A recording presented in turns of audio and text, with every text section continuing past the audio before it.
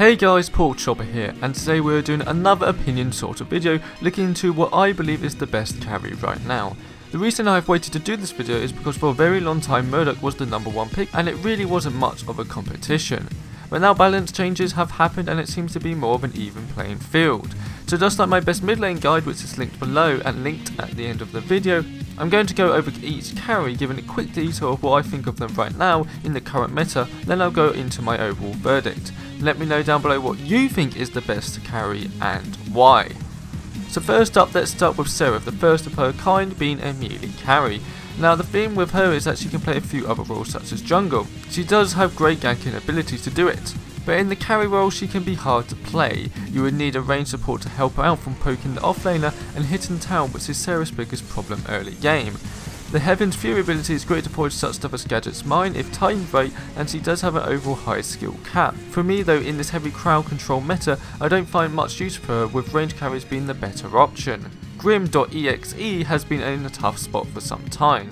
He has a huge hitbox and not the best scaling, which epic overtime are slowly buffing, such as the shield they reduced the cooldown only a week or two ago. He again is a high skill cap carry if you want to use him effectively compared to others.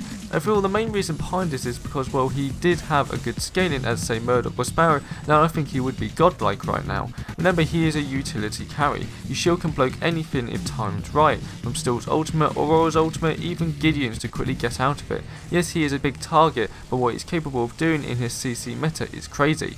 First Combustion Blast can push enemies away or into towers. Yes, it's inconsistent, but it's a worse Harry Mine for example. Anti-slow, even though it's not the biggest slow, can catch people up so they can't escape, but overall, like I said, scaling isn't the best and he has a massive hitbox. Now onto Sparrow. She was one of the worst affected heroes when Monolith released due to her not having any mobility, but now she has hit her former self, being one of the strongest out there. Her scaling is up and having 2.8 attack speed per hero level has helped greatly. She has great wave clear, while her piercing arrows, which finally now go through walls again, is so good at poking.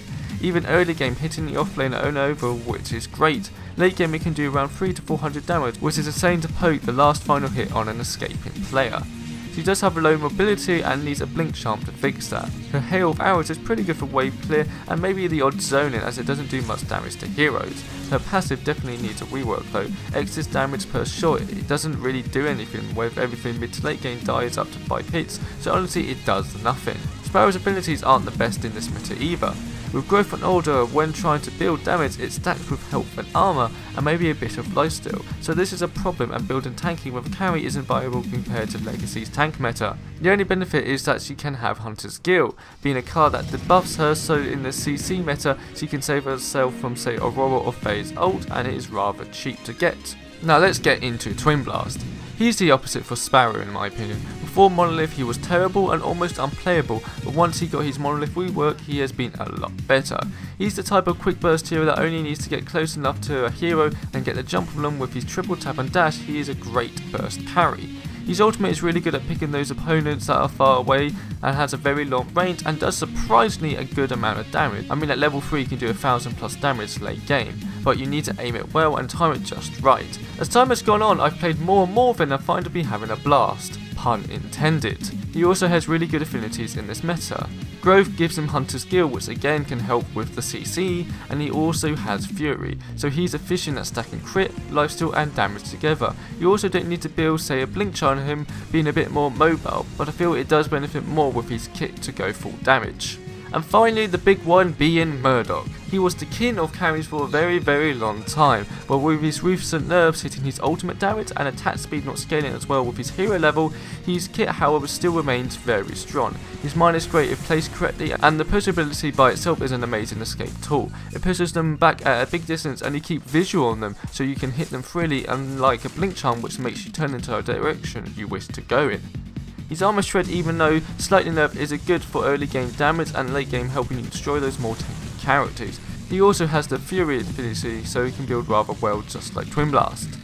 So what do I think is the best carry? Like I said at the beginning, Seraph being a melee carry doesn't really work right now in this meta, and poor Grim lacks the scaling, especially with his ultimate, to pack enough punch to really be up there with the other carries. And that leaves us with Sparrow, Twin Blast and Murdoch. And being honest, this is the healthiest state carries have been in for a while, as most of them are viable right now.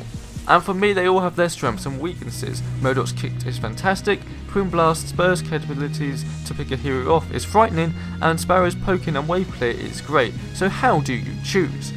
I'm sure it's more down to personal preference, but putting that aside, there's one thing that makes it still obvious to me, being Murdoch's ultimate. The universal ult, which can do very good damage, makes him especially early game a lot better than the other carries, picking off that kill to help farm and just generally adding extra damage while being in the safe lane, not putting himself at risk or losing farm. Even late game, picking off those kills is huge. In most games I probably get 3 to 4 kills just with the ultimate snipes alone. It's a massive difference.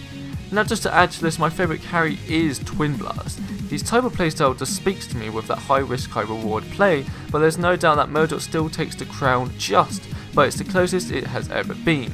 Hopefully in April we're meant to get a new ranged hero, and hopefully this is actually carry, and that may spice things up even more. But thank you guys very much for watching, and let me know what other videos you want me to make, as I make plenty of guides, deck builds on this channel, and I'll see you next time.